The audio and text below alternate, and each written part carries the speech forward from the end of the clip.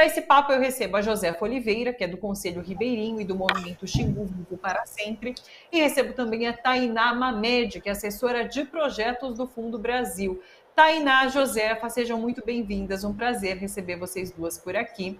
E eu queria começar conversando com a Tainá, pedindo para ela explicar para a gente sobre o Raízes, que é esse Fundo de Justiça Climática para Povos e Comunidades Tradicionais, que foi lançado na semana passada pelo Fundo Brasil, pretende doar recursos para fortalecer povos indígenas e comunidades tradicionais nessa proteção de direitos, de territórios também, de recursos naturais. Inclusive, esse edital está aberto agora, né, Tainá? Explica mais para a gente, seja muito bem-vinda. Olá, gente, boa tarde. É uma alegria estar aqui novamente, ainda mais com a presença da Josefa e da Thalita, falar dessa nova iniciativa do Fundo Brasil, que é o Fundo Raízes, mas não quer dizer que o Fundo Brasil nunca trabalhou nessa pauta. Na verdade, essa pauta está alinhada com a fundação do Fundo, né, há 17 anos. Então, a gente está entendendo, né, que o protagonismo dos povos indígenas, das comunidades tradicionais, é fundamental quando a gente vai falar sobre justiça climática.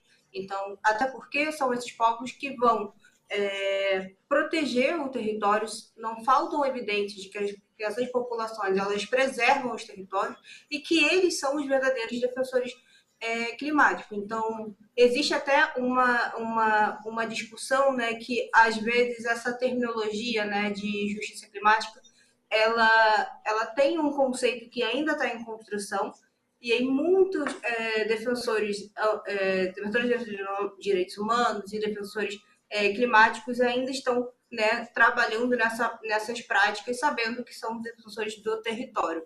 E, recentemente, como você falou, no dia 27, nós lançamos o Raízes, que é esse Fundo de Justiça Climática para Povos e Comunidades Tradicionais, com um edital novo, que vai apoiar comunidades e povos tradicionais, né, no valor de R$50 mil por um período de 12 meses. Então, são 20 propostas que podem ser encaminhadas até o dia 31 de janeiro de 2024. Né? Então, o objetivo é esse apoio à resiliência das comunidades da Amazônia e fora dela, e essa luta central por justiça climática. A gente focou, né, em entender o que era o momento da gente direcionar, né, o fortalecimento dos modos de vida dessas comunidades de todas as regiões do país. Né? Então, para isso, a gente colocou algumas linhas de apoio, como o direito à terra e território, sabendo, né, de todas as discussões em relação à titulação de terras quilombolas, a questão da demarcação de povos indígenas e de outras comunidades, a compreensão, né, sobre alternativas produtivas, sobre atividades de formação, atividade de incidência, a importância, né, de estar direcionado nesse foco, construindo, né, esse apoio. Né? Então, fortalecendo a capacidade dessas organizações para trabalhar a justiça climática, fortalecendo a terra e território, né, que tem esse viés bem forte dentro dessa política climática, que vai fazer todo o sentido. E aí o que é interessante e que tem um avanço muito, muito interessante nesse decorrer do tempo, né, de ampliar as comunidades tradicionais. Muitas comunidades tradicionais também não estão mapeadas, né? Então, há uma construção de quantas comunidades tradicionais, quantos povos e comunidades tradicionais tem no Brasil, e isso vem aumentando. Então, é possível, e a gente quer, sim, visibilizar essa luta, né? Então, o edital ele vem para isso, para fortalecer os territórios, fortalecer as comunidades tradicionais de uma forma interseccional. Aliás, fundobrasil.org.br, todos os detalhes estão lá também, você pode acessar e pegar mais informações. Josefa, quero te ouvir. A Josefa, ela é do Conselho Ribeirinho do Movimento Xingu Vivo para Sempre. Josefa, eu queria que você falasse um pouquinho sobre a sua comunidade e sobre como esse tema da justiça climática aparece nesse território. Seja muito bem-vinda. Olá, boa tarde a todas.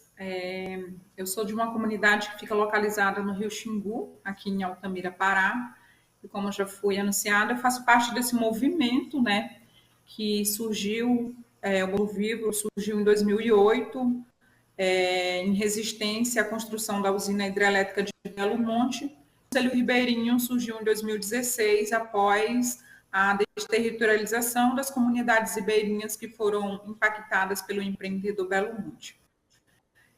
Esse temática, ele aparece de uma forma um pouco desconhecida em nosso território, porque nós, comunidades tradicionais, que vivemos há muitas décadas afetada não somente pelos projetos de infraestrutura, mas também pelo desmatamento, pela chegada de grandes agropecuários em nossa região, invasão de terras indígenas, né?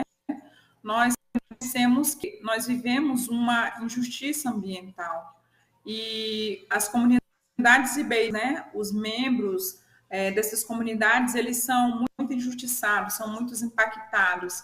Então, com todo esse olhar de invisibilidade, nós procuramos, né, trazer os olhos do mundo para estas populações que vivem em seus territórios drasticamente dados. Hoje, a seca do rio, que é ocasionada tanto por um fenômeno natural, mas que também e dessa vegetação e a seca desse rio afetar o matamento, pela invasão ambiental que essas comunidades sofreram acerca de todos esses anos. Então, a justiça climática, ela é um meio que nós procuramos adentrar e ter mais aprofundamento para que vamos, né, sair desse lugar de disco em busca de nossos direitos, que nós não podemos dizer que não somos reconhecidos. Deixa eu te interromper rapidinho, a sua conexão está picotando um pouco. Vamos fazer o seguinte, desliga, sai desse link e entra de novo, porque costuma melhorar quando a gente faz isso. Enquanto isso, eu fico aqui com a Tainá e a gente te aguarda esse retorno, tá bom? Tainá, peço para você explicar, a gente está discutindo esse tema, né, justiça climática, mas trata, né? O que é quando a gente está falando em justiça? A gente sabe o que é? Eu travei agora?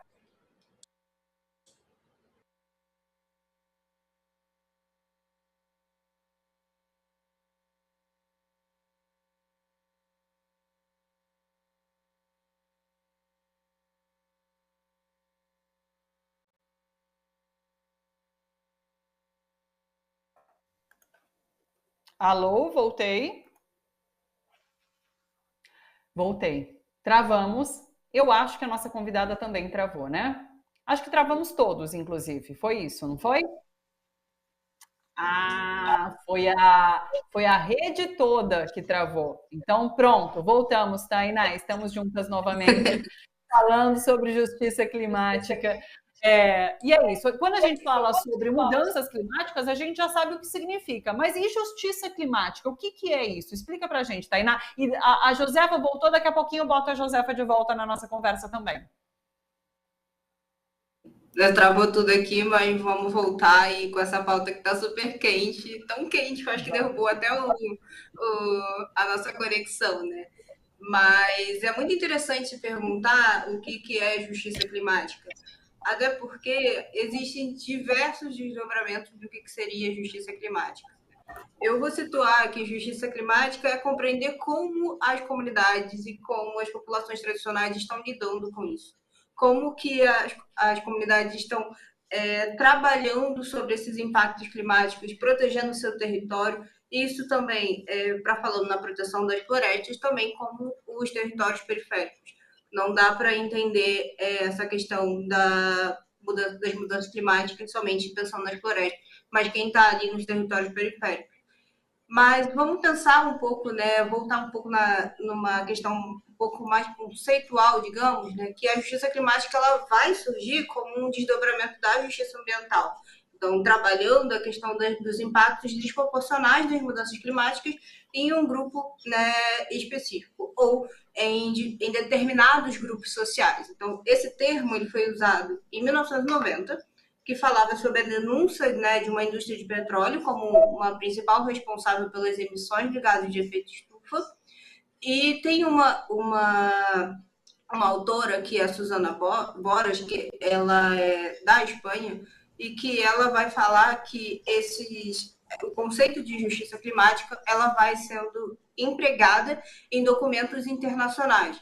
E aí vão falar questões de princípios de equidade, de responsabilidade comum, porém diferenciada, de responsabilidade dos estados, de dívida histórica, de todas essas questões.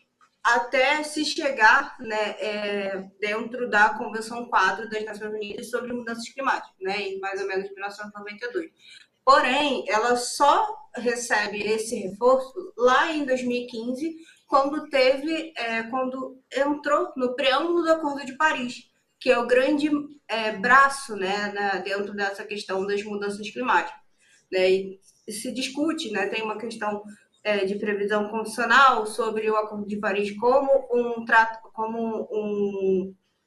um tratado de direitos humanos, como um documento de direitos humanos, e também a partir daí que foi formalmente incluído na ONU. Então, essa é uma breve história, né, como se começa em documentos internacionais, como se chega, e se tem uma discussão também do que é justiça climática dentro do norte, do norte global e do sul global, né, que são terminologias que têm se utilizado, e o objetivo é entender agora, e se tem um grande desenvolvimento, tem um documento,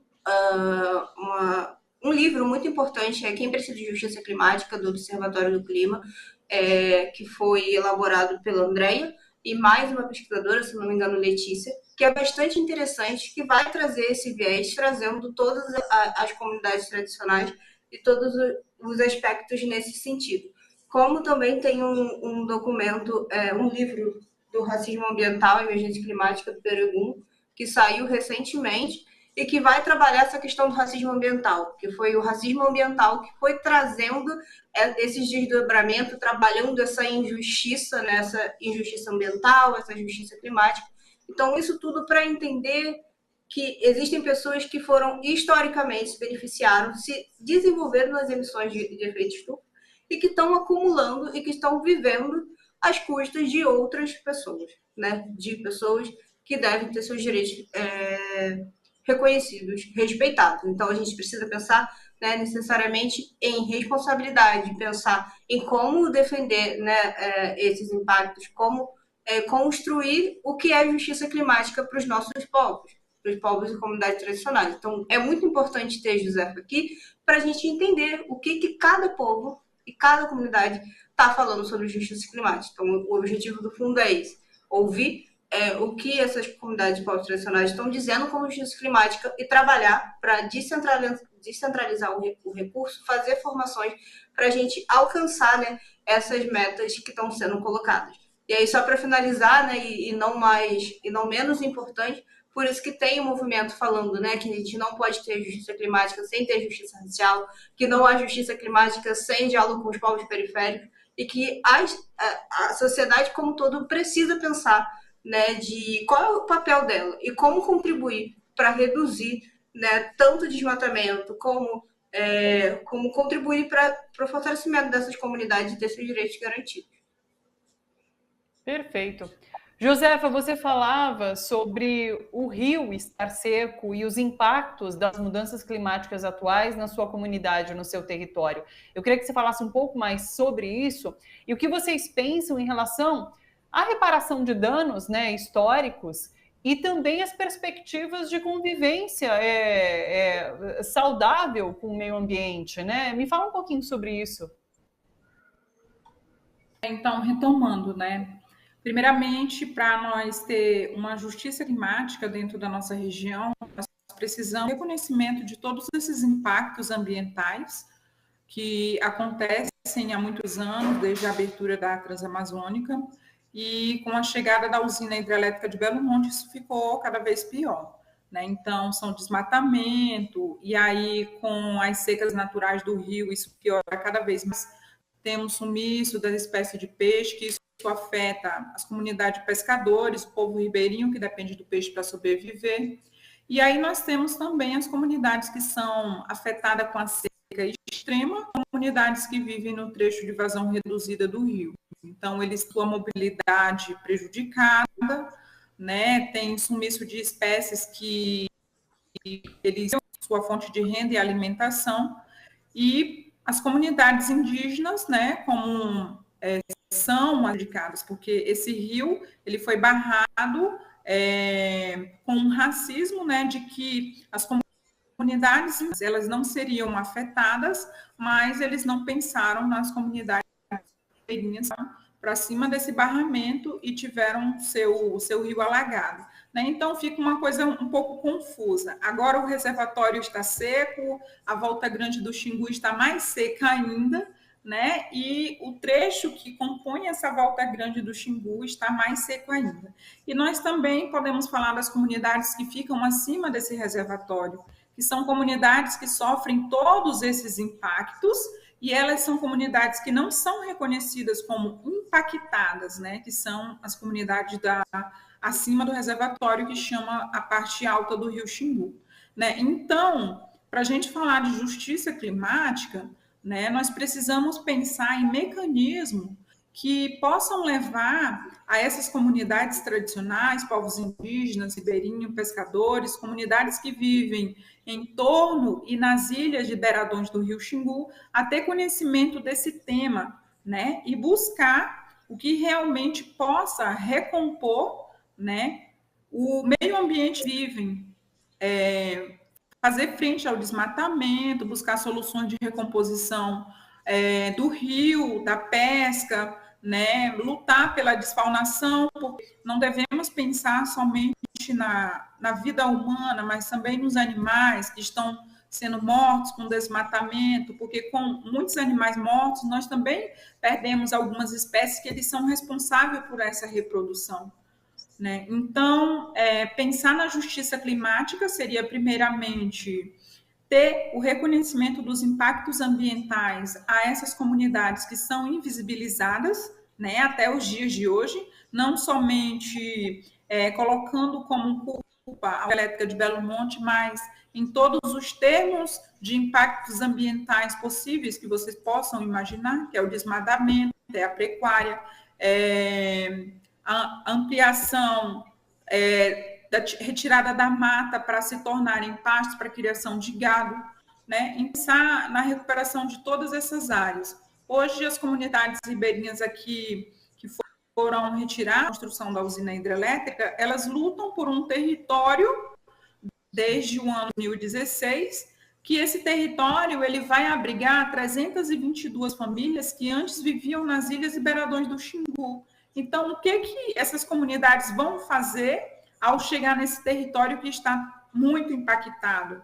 Né? Elas vão tentar preservar de alguma forma os peixes, né? Dar um resguardo ali para o rio para se recompor, proteger da sua maneira, fazer o reflorestamento das margens desse rio, que não tem mais alimentação para as espécies de peixe, e recompor, reflorestar toda essa área degradada de muitas décadas, que não foram os ribeirinhos que fizeram isso, mas eles estão dispostos a fazer essa recomposição. Então,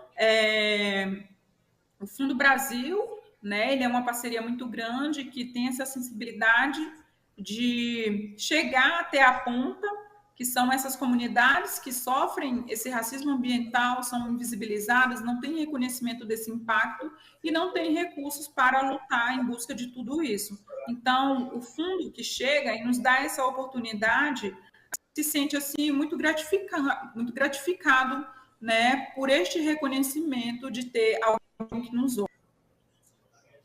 É isso, acho que a Josefa dá a dimensão da importância desses editais do fundo. Como a gente disse, a Tainá trouxe aqui para a gente, inclusive, esse edital Raízes está com inscrição aberta até 31 de janeiro de 2024. Então, entre em fundobrasil.org.br para se inscrever, passe para as organizações que você conhece, para que elas possam se inscrever, então, no edital Raízes.